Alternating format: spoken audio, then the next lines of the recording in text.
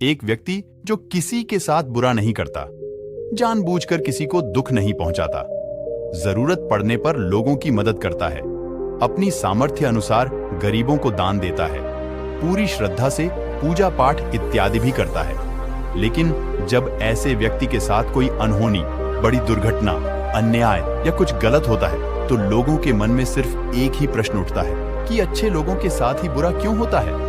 तो आज हम इस प्रश्न का उत्तर जानने की कोशिश करेंगे, गौतम बुद्ध के जीवन से जुड़ी एक कहानी के माध्यम से। गौतम बुद्ध के समय में उनका एक अनुयायी हुआ जिसका नाम था महाकाल।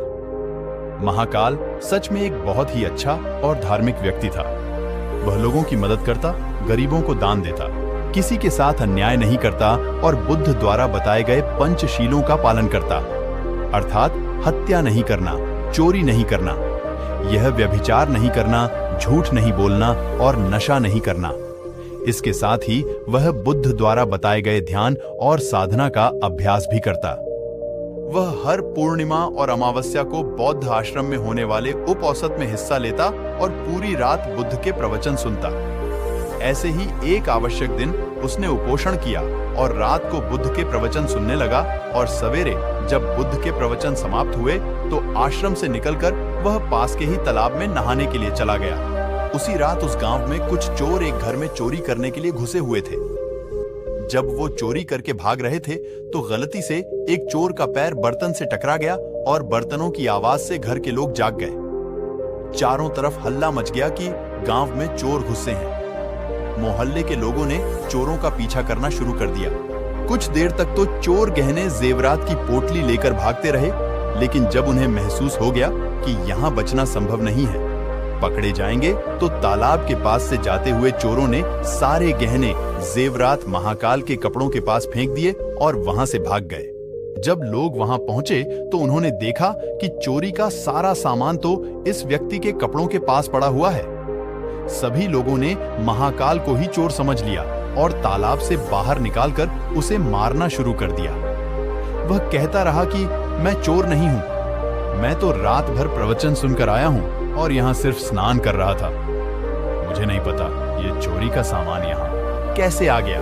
लेकिन भीड़ ने उसकी एक न सुनी और यह कहते हुए और मारने लगे कि अच्छा, चोरी करने के बाद अब नाटक कर रहा है कि मैं अच्छा आदमी हूं, प्रवचन सुनकर आ रहा हूं। गुस्साई भीड़ ने उसे इतनी बेरहमी से पीटा कि उसकी मौत हो गई और उस मृत महाकाल के शरीर को वहीं छोड़कर लोग अपने अपने घर चले गए। सुबह जब आश्रम के कुछ शिष्य तालाब में पानी लेने के लिए आए तो उन्होंने महाकाल के मृत शरीर को तालाब के पास पड़ा देखा।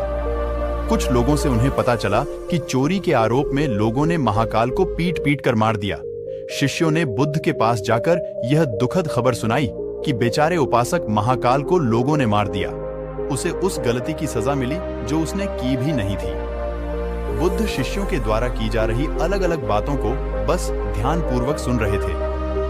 तभी उनमें से एक शिष्य ने बुद्ध से पूछ लिया, बुद्ध, यह बात तो आप भी जानते हैं कि महाकाल कितना अच्छा इंसान था। उसने कभी किसी के साथ कुछ गलत नहीं किया, फिर उसके साथ इतना गलत क्यों हुआ?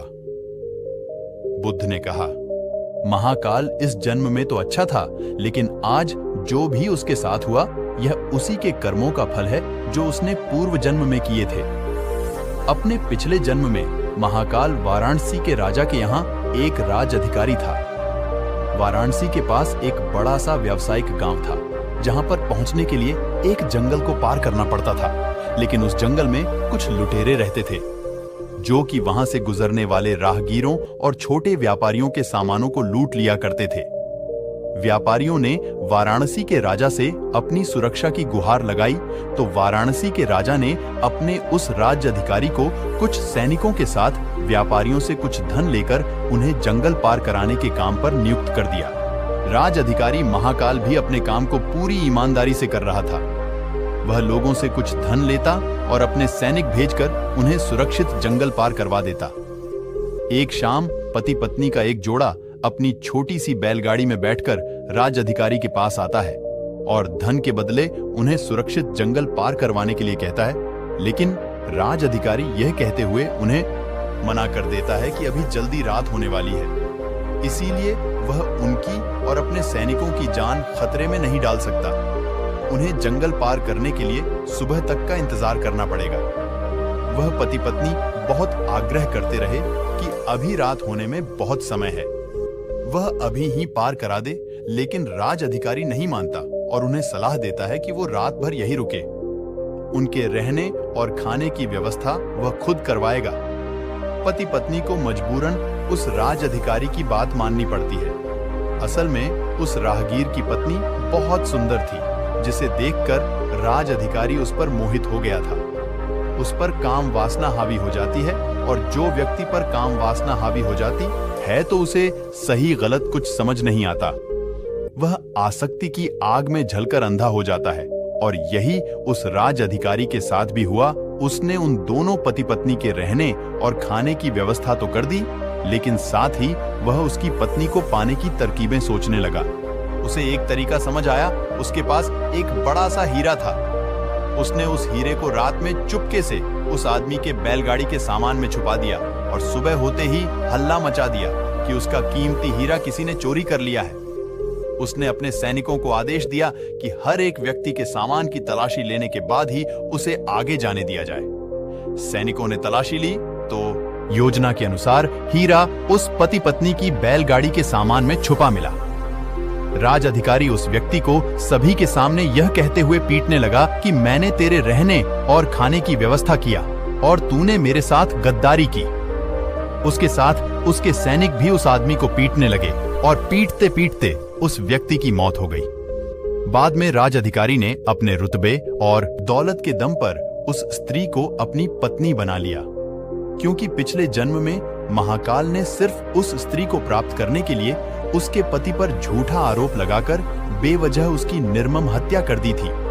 इसीलिए पिछले जन्म में ही उसकी मृत्यु के पश्चात उसे नर्क प्राप्त होता है, और नर्क में बहुत दुख भोगने के बाद उसे इंसानी जीवन मिलता है। लेकिन इस जीवन में भी उसके पिछले जन्म का कर्म उसका पीछा नहीं छोड़ते, और उसके साथ वैसा ही होता है जैसा उसने उस स्त्री के पति के साथ किया था। महाकाल को उस चोरी की सजा मिलती है जो उसने की भी नहीं थी। उसने इस जन्म में तो अच्छे कर्म किए थे, लेकिन उसके पिछले जन्म के बुरे कर्मों की वजह से आज उसकी यह दुर्गति हुई है। बुद्ध ने आगे कहा, तो फिर भिक्षुओं, अगर इस जन्म में किसी अच्छे व्यक्ति के साथ बुरा होता है तो उसके पुराने जन्मों के पाप ही होते हैं, जिनका फल उसे इस जन्म में भुगतना पड़ रहा है। इसलिए मैं तुमसे कहता हूं कि अपने आज के कर्मों को सुधारो, ताकि तुम्हारे आने वाले जन्म भी सुधर जाए। दोस्तों, इस कहानी से हमें यह सीख मिलती है कि बुरे कर्म का फल हमें ना सिर्फ इस जन्म में भुगतना पड़ता है, बल्कि अगले जन्म में भी पीछा नहीं छोड़ता। आज हम अपने स्वार्थ में आकर किसी और के साथ बुरा कर रहे हैं। लालच और ईर्ष्या में कई बुरे काम करते हैं, लेकिन हम इस बात को भूल जाते हैं कि हमारे कर्म का फल हमें ना सिर्फ इस जन्म में भुगतना है, बल्कि अगले जन्म में भी भुगतना पड़ेगा।